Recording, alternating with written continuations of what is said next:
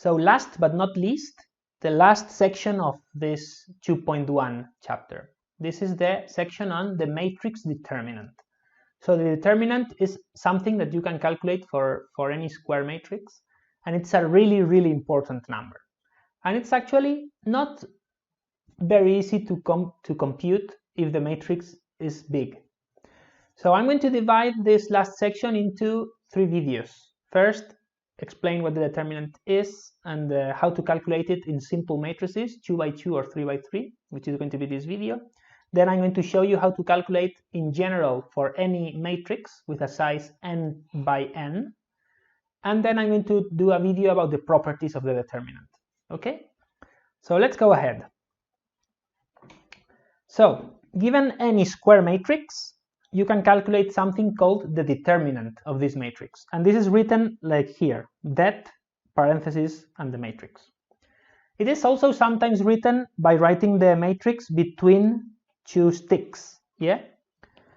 I don't normally use this notation because it can be confused with the absolute value of a complex number, for example, or the absolute value of a real number, which is the positive version if it's negative. But it's not the same here. So the determinant is a different thing. Yeah? But what is the determinant? So I have, hopefully, before watching this video, you watched the video I really very strongly recommended on YouTube by the YouTuber 3Blue1Brown, where he explains the determinant beautifully. So he really gives a visual explanation of what the determinant is. Yes. So having seen that video, I can briefly summarize it. So, for example, in 1 times 1 matrices, which is basically a scalar, yeah, the determinant of a scalar is the scalar itself. Okay, so that's a very simple, easy case. The determinant of a 1 by 1 matrix is equal to the element that the matrix has. In 2 by 2 matrices, you know that 2 by 2 matrices represent a linear transformation of the 2-dimensional plane, yeah? So if you start with your 2-dimensional plane and you transform, and you are transforming vectors in this plane into another 2-dimensional plane, yeah? So that, for example, the unit vector in the x direction gets transformed to this other, while the unit vector in the y direction, let me write it down. So the unit vector in the y direction maybe gets transformed to this other vector here. Okay? So this means that the areas in this transformation, so if you imagine we now draw, let's zoom in. So if I now draw the area, the unit area, so this is unit area, yeah? Because it has one length and in width. So this is unit area. What's the area that this area is transformed into? So notice that every point in this area is transformed to a certain point in a different area, which is this parallelepiped here. Yeah. So in particular, for example, this vector, which would be x hat plus y hat, gets transformed into this vector, which is the transformed version of x hat plus the transformed version of y hat. Yeah. So basically this area here gets transformed into this area here. So the ratio of the area after transformation to the area before transformation is equal to the determinant of the matrix. Okay?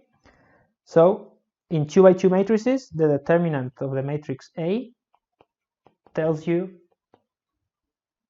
how areas are scaled by the transformation. For example, a rotation matrix doesn't change the area. So the determinant of a rotation matrix would be 1. Also bear in mind that the determinant can be negative if the area is flipped.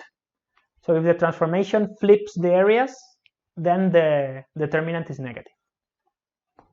Okay, in 3 by 3 matrices, you know that 3 by 3 matrices transform vectors in 3 dimensions into vectors in 3 dimensions.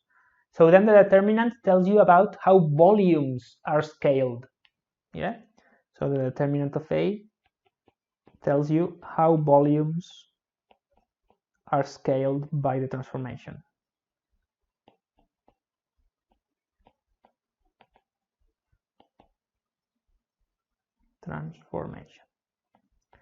And once again, for example, a rotation matrix in 3 dimensions would have a determinant of 1 because the volume remains the same after a rotation.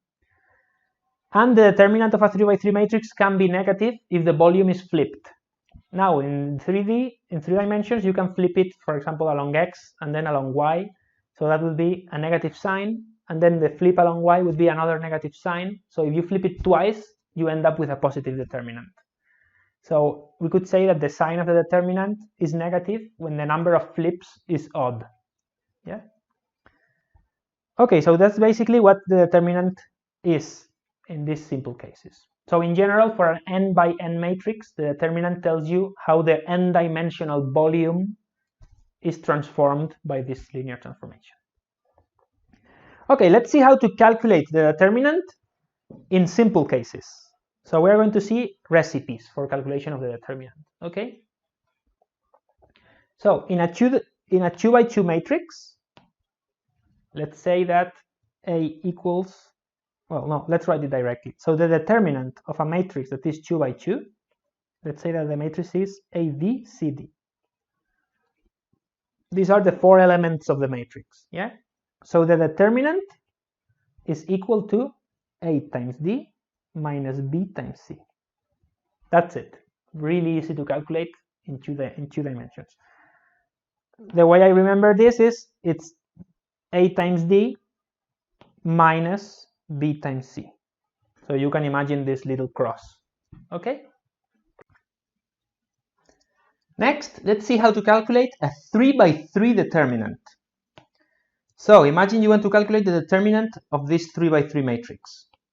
So to make things easy, let's call the elements A, B, C, F, G, H, I.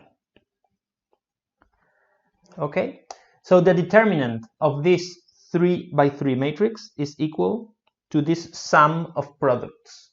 So it's AEI plus BFG plus CDH minus CEG minus BDI minus AFH. Okay, so it's these 6 terms. Each term is composed of the product of 3 elements, and 3 of them have a positive sign and 3 of them have a negative sign. In order to remember how to calculate these 3 elements, you can apply a mnemonic device, which is called the rule of Sarrus.